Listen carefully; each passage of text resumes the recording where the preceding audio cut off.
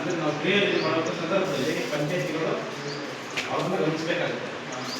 Action plan ಮಾಡುವ ಸಂದರ್ಭದಲ್ಲಿ ward ಗ್ರಾಮ ಸಭೆಗಳು ಮಾಡುವ ಸಂದರ್ಭದಲ್ಲಿ ಹೆಚ್ಚಿನ ಅದಕ್ಕೆ ಆ ಒಂದು ಪವರನ್ನು ನಿರ್ಧಾರಕ್ಕೆ ಮತ್ತು ಅದನ್ನು ಐಡೆಂಟಿಫಿಕೇಶನ್ ವೈಯಕ್ತಿಕ ಕಾಮಗಾರಿಗಳ ಮಾಡೋದಕ್ಕೆ ಅವಕಾಶ ಇದೆ. ಅದನ್ನು ಪೂರ್ಣ ಕೆಲಸ ಪಂಚಾಯತ್ ಕಲಿತಾಗಬೇಕು. ಸಿಕ್ಕಿದೆ ಇರುವ ಮತ್ತು ಯೋಜನೆಯಲ್ಲಿ ಅನುಷ್ಠಾನ ಸಂದರ್ಭದಲ್ಲಿ ಅಕೌಂಟಬಿಲಿಟಿ ಮತ್ತು ಟ್ರಾನ್ಸ್ಪರೆನ್ಸಿ. ಯಾಕಿದ್ರು ಟ್ರಾನ್ಸ್ಪರೆನ್ಸಿ ಮತ್ತು ಅಕೌಂಟಬಿಲಿಟಿ ಬೇಕು ಅಂತ ನಾವು ಸರ್ಕಾರ ನಿರೀಕ್ಷೆ ಮಾಡ್ತಾರೆ. ಸರ್ಕಾರದ ಎಲ್ಲ ಯೋಜನೆಗಳು ನಮ್ಮ ಟ್ಯಾಕ್ಸ್ ದುಡ್ಡಿನ ನಡೀತಾ ಇರಬೇಕು. ಗೊತ್ತಿದೆಯಾ? ಎಲ್ಲರೂ ಗೊತ್ತಿರಲಿಲ್ಲ. ನಮ್ಮ ಟ್ಯಾಕ್ಸ್ ದುಡ್ಡನ್ನು ಮತ್ತೆ ನಮಗೆ ಖರ್ಚು ಮಾಡ್ತಾ ಇರುತ್ತೆ. ಸರ್ಕಾರ ಏನಾದರೂ ಬೇರೆ ಸಾಲ ದುಡ್ಡು ಕೊಡ್ಕೊಂಡು ಸಂದರ್ಭದಲ್ಲಿ ಯೋಜನೆಗೆ ಅದನ್ನು ಬಡ್ಡಿ ಸಮೇತ ಕಟ್ಟಬೇಕು. ಅದನ್ನು ನಾವೇ ಆ ಮಳೆ ಎಲ್ಲ ನಮ್ಮಲ್ಲೇ ಇರ್ತದೆ.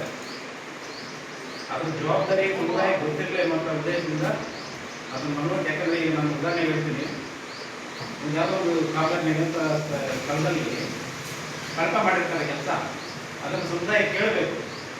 ಯಾಕೆ ಕಳಪ ಮಾಡ್ತಾ ಇದ್ರಿ? ದುಡ್ಡು ಸಿಗ್ತಾ ಇರ್ತಾರೆ ಸರ್ಕಾರದಿಂದ, ಎಲ್ಲ ಮೆಟ್ರೋ ದುಡ್ಡು ಎರಡು ಕೊಡ್ತಾ ಇದ್ವಿ. ಅದನ್ನು ಸರಿಯಾದ ರೀತಿಯಲ್ಲಿ ಅನುಷ್ಠಾನ ಮಾಡಬೇಕಂದ್ರೆ ಸಮುದಾಯ ಎಚ್ಚೆತ್ತುಕೊಳ್ಬೇಕು ಅನ್ನುವಂಥದ್ದು ಸೋಷಿಯಲ್ ಐಡಿಯಿಂದ ನಾವು ಎಚ್ಚೆತ್ತುಕೊಂಡ ಒಂದು ಕೆಲಸ ಮಾಡ್ತೀವಿ. ಯಾಕಂದ್ರೆ ಕ್ವಶನ್ ಮಾಡಬೇಕು ಜನ ಎಲ್ಲ. ಒಂದು ಕಾಮಗಾರಿಗೆ ಟ್ರಾನ್ಸ್ಪರೆನ್ಸಿಯಾಗಿ ಅನುಷ್ಠಾನ ಆಗಬೇಕಂದ್ರೆ ಸಮುದಾಯವನ್ನು ಕ್ವಶನ್ ಮಾಡಬೇಕಾಗ್ತದೆ. ಆ ಒಂದು ಕೆಲಸ ನಾವು ಸೋಷಿಯಲ್ ಐಡಿಯಲ್ಲಿ ಮಾಡ್ತೀವಿ. ಮತ್ತು ಈ ಟ್ರಾನ್ಸ್ಪರೆನ್ಸಿ ಅನ್ನೋ ಪದ ತಂದಾಗ ದಾಖಲಾತಿ ಪರಿಶೀಲನೆ ಮಾಡ್ತೀವಿ. ನಾವು 3 ಹಂತಗಳಲ್ಲಿ ಸಾಮಾನ್ಯ ಪರಿಶೀಲನೆ ಮಾಡ್ತೀವಿ. 3 ಪ್ರಕ್ರಿಯೆಗೆ ಇರ್ತದೆ. ಏನಂದರೆ ಈ ಕಟ್ಟಡಗಳ ಪರಿಶೀಲನೆ ಮಾಡುವಂಥದ್ದು, ದಾಖಲಾತಿ ಪರಿಶೀಲನೆ ಮಾಡುವಂಥದ್ದು, ಉದ್ಯೋಗ ನೀತಿಗಳನ್ನು ಪರಿಶೀಲನೆ ಮಾಡುವಂಥದ್ದು, ಮತ್ತು ಕಾಮಗಾರಿ ಸ್ಥಳನ ಭೌತಿಕವಾಗಿ ಪರಿಶೀಲನೆ ಮಾಡುವಂಥದ್ದು. ಅಂದರೆ ದಾಖಲೆ ಸಿದ್ಧತೆ ಜೊತೆಗೆ ನಾವು ಕಾಮಗಾರಿ ಸ್ಥಳನ ಹೋಗಿ ಪ್ರತಿಯೊಂದು ಕಾಮಗಾರಿನ ನಾಮಫಲಕ ಇದೆಯಾ ಇಲ್ವಾ, ನಾಮಫಲಕದಲ್ಲಿ ಸಂಪೂರ್ಣ ಮಾಹಿತಿ ಅದನ್ನು ವಿತರಿಸಬೇಕಾಗ್ತದೆ. ಕೂಲಿ ಹಣ ಎಷ್ಟು ಖರ್ಚಾಗಿದೆ, ಅಂದಾಜು ಮೊತ್ತ ಎಷ್ಟಿದೆ, ಕೂಲಿ ಎಷ್ಟಾಗಿದೆ, ಸಾಮಗ್ರಿ ಎಷ್ಟಾಗಿದೆ, ಆ NMS ಯಾವುದಾದ್ರು NMS ಇದೆ ಅನ್ನೋದನ್ನು ಸಂಪೂರ್ಣ ಮಾಹಿತಿ ಅದರಲ್ಲಿ ಬೋರ್ಡಲ್ಲಿ ಬರೀಬೇಕಾಗ್ತದೆ. ಅದು ಲೋಗೋ ಇರಬೇಕಾಗ್ತದೆ. ಗಾಂಧೀಜಿ ಲೋಗೋ ಇದೆಯಲ್ಲ ಅದ್ರ ಬೇಕಾಗ್ತದೆ. ಮತ್ತು ಕೂಲಿಕಾರರು ಅದೊಂದು ಸಿಂಬಲ್ ಇದೆ, ಅದನ್ನು ನಾಮಫಲಕದಲ್ಲಿ ಬೇಕಾಗ್ತದೆ. ಮತ್ತು ಏನು ಸಂಬಂಧಪಟ್ಟ ಏನಾದರೂ ಕಂಪ್ಲೇಂಟ್ ದೂರುದಾಗ ಏನಾದರೂ ದೂರು ಕೊಡಬೇಕಂದ್ರೆ ಅದರಲ್ಲಿ ಹೆಲ್ಪ್ಲೈನ್ ನಂಬರ್ ಸಮೇತ ಇರ್ತದೆ. ಇಷ್ಟು ಮಾಹಿತಿಗಳು ಟ್ರಾನ್ಸ್ಪರೆನ್ಸಿ ತೋರಿಸ್ತದೆ. ದಾಖಲಾತಿಗಳ ಪರಿಶೀಲನೆ ಮಾಡುವ ಸಂದರ್ಭದಲ್ಲಿ ನಾವು 21 ಅಂಶಗಳು ಕಟ್ಟದಲ್ಲಿ ಇರಬೇಕು ಅಂತ ಹೇಳ್ತೀವಿ. ಏನು ಆ್ಯಕ್ಷನ್ ಪ್ಲಾನ್ ಇರ್ತದೆ,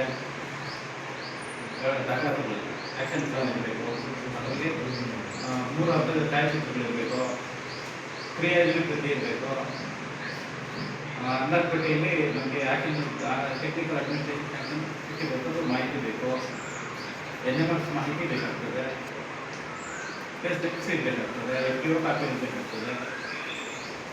ಇಷ್ಟು ಅಂಶಗಳು ಕಟ್ಟಡಗಳಲ್ಲಿ ನಾವು ಹಾಕಿಕೊಡ್ತೀವಿ ಕೆಲಸ ನಾವು ಮಾಡ್ತೀವಿ. ಇದು ಅಕೌಂಟಬಿಲಿಟಿ ಮತ್ತು ಟ್ರಾನ್ಸ್ಪರೆನ್ಸಿನ ತೋರಿಸ್ತದೆ. ಮತ್ತು ಕೊನೆಯದಾಗಿ ಬಂದು ಫಿನಾನ್ಷಿಯಲ್ ಇಂಪ್ಲಿಮೆಂಟೇಷನ್ ಯಾವ ಥರ ಇದೆ,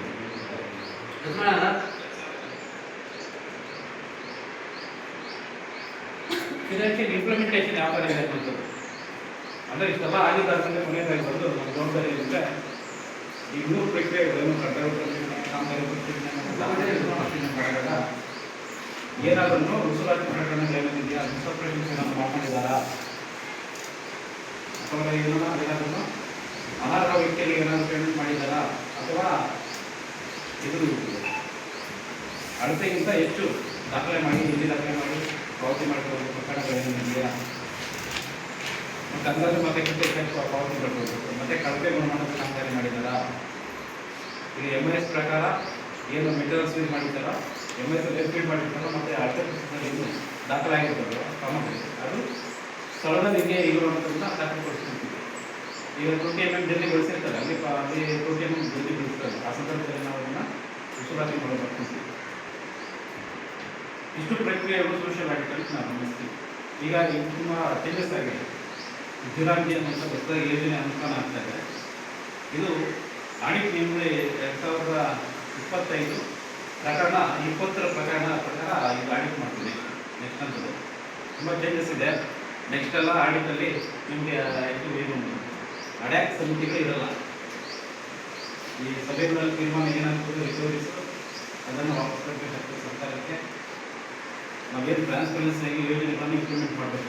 ಇವತ್ತಿನ ಯೋಜನೆಗಳು ಚೆನ್ನಾಗಿ ಇಂಪ್ಲಿಮೆಂಟ್ ಆದರೆ ಸರ್ಕಾರದ ಯೋಜನೆಗಳು ಎಲ್ಲ ಯೋಜನೆಗಳು ಕನ್ವರ್ಜೆನ್ಸಲ್ಲಿ ಕೊಡ್ತಾರೆ.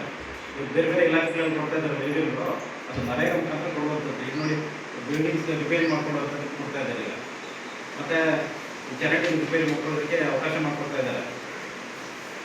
ಸುಮಾರು 318 ಕಾಮಗಾರಿಗಳನ್ನು ಆಯ್ಕೆ ಮಾಡ್ಕೊಳ್ಳೋದಕ್ಕೆ ಅವಕಾಶ ಮಾಡಿಕೊಟ್ಟಿದ್ದಾರೆ. ಫಸ್ಟಲ್ಲಿ ಇನ್ನೂ ಕಡಿಮೆ ಇತ್ತು, 200 ಇತ್ತು, ಈಗ 318 ಹೋಗಿದೆ. ಇವೆಲ್ಲ ರಿಪೇರಿ ಮಾಡ್ಕೊಳ್ಳುವಂಥದ್ದು. ಈಗ ಏನಂದರೆ ವಿಕಸಿತ ಭಾರತ್ ಅನ್ನುವಂಥದ್ದು ಯೋಜನೆ. ವಿಕಸಿತ ಭಾರತ್ ಅಂದರೆ ಈಗಾಗಲೇ ನಾವು ಡೆವಲಪ್ಮೆಂಟ್ ಆಗಿದ್ದೀವಿ, ಏನೇ ರಿಪೇರಿಗಳು ಮೇಂಟೆನೆನ್ಸು ರಿಪೇರಿ ಮಾಡ್ಕೊಳ್ಳುವಂಥದ್ದು. ಈಗ ಅದರಲ್ಲಿ ಚರಂಡಿಗಳಾಗಿದೆ, CC ರಸ್ತೆಗಳಾಗಿದೆ, ಎಲ್ಲ ಒಂದು ಸಮುದಾಯಕ್ಕೆ ಅದರಲ್ಲಿ ನಾವು ಸ್ಕೀಮ್ಸನ್ನು ಕೊಟ್ಟಿದ್ದೀವಿ. ಅದನ್ನು ಮೇಂಟೈನ್ ಮಾಡ್ಕೊಳ್ಳೋದಕ್ಕೆ ಈಗ ಜೀರಾಂಜಿ ಯೋಜನೆಯಲ್ಲಿ ಅವಕಾಶ ಮಾಡಿಕೊಡ್ತಾ ಇದ್ದಾರೆ. ಅದು ತುಂಬ 2047ನೇ SPOಗೆ ಅದನ್ನು ಟಾರ್ಗೆಟ್ ಇಟ್ಟು ಅದನ್ನು ಯೋಜನೆ ಅನುಷ್ಠಾನ ಮಾಡ್ತಾ ಇರ್ತೀವಿ. ನಾವು ಎಷ್ಟು ಟ್ರಾನ್ಸ್ಪರೆನ್ಸಿಯಾಗಿ ಸೋಷಿಯಲ್ ಆಕ್ಟಿವಿಟಿ ಅಷ್ಟು ಸ್ಪಂದನೆ ಮಾಡುವಂಥದ್ದು ಪಂಚಾಯತಿಗಳಲ್ಲಿ ನಿರ್ಲಕ್ಷ್ಯ ಮಾಡುವಂಥದ್ದು. ಪ್ರತಿಯೊಂದೂ ಎಷ್ಟು ದಾಖಲೀಕರಣ ಆಗ್ತದೆ, ಅದು MOಡಿಯಿಂದ ನಮಗೇನು ಕೇಂದ್ರ ಸರ್ಕಾರ ಏನಿದೆ MOಡಿ ಅದಕ್ಕೆಲ್ಲ ಪೂರ್ತಿ ಮಾಹಿತಿ ತಗೊಳ್ತಾರೆ. ವೆಬ್ಸೈಟಲ್ಲಿ ಅಪ್ಡೇಟ್ ಮಾಡಿಕೊಂಡು ಪ್ರತಿಯೊಂದನ್ನು ವೆರಿಫಿಕೇಷನ್ ಮಾಡ್ತಾರೆ. ಈಗ ನಾವೇನು ರಿಕವರಿ ಸೊಸೈಟಿ ಹಾಕಿರ್ತೀವೋ ಏರಿಯಾಗೆ ಕೊಡೋದು ಜಸ್ಟ್ ಒಂದು ಸಿಗ್ನೇಚರ್ ಮಿಸ್ಟೇಕ್ ಇದೆ ಅಂದರೆ ಅದಕ್ಕೆ ಸುಮಾರು ನಿಮಗೆ ಜಾಸ್ತಿ ಆಗ್ಬೋದು. ಯಾವುದೇ ಕಾರಣಕ್ಕೂ ಮಿಸ್ಟೇಕ್ಸ್ ಆಗೋದು ಬೇಡ. ಯೋಜನೆಗಳನ್ನು ಸರಿಯಾದ ರೀತಿಯಲ್ಲಿ ನಾವು ಅನುಷ್ಠಾನ ಮಾಡಿ ನಮ್ಮ ಪಂಚಾಯತಿ ಉತ್ತಮ ಪಂಚಾಯತಿ ಅಂತ ಇದನ್ನು ನಾವು ತಗೊಬೇಕು. ಇಷ್ಟು ಹೇಳಿ ನನ್ನ ಮಾತನ್ನು ಮುಗಿಸ್ತೀನಿ. ಮುಂದುವರೆದ ಭಾಗದಲ್ಲಿ ಏನು ಕಾಮಗಾರಿಗಳಾಗಿದೆ ನಿಮ್ಮ ಪಂಚಾಯತಿನಲ್ಲಿ ಅನ್ನೋದನ್ನು ಓದಿ ತಿಳಿಸ್ತಾರೆ. ಏನೇನು ಕಾಮಗಾರಿಗಳಾಗಿದೆ, ಎಷ್ಟು ಖರ್ಚಾಗಿದೆ ಅಂತ ಮಾಹಿತಿನ ತಿಳಿಸ್ತಾರೆ. ಇಷ್ಟು ಹೇಳಿ ನನ್ನ ಮಾತನ್ನು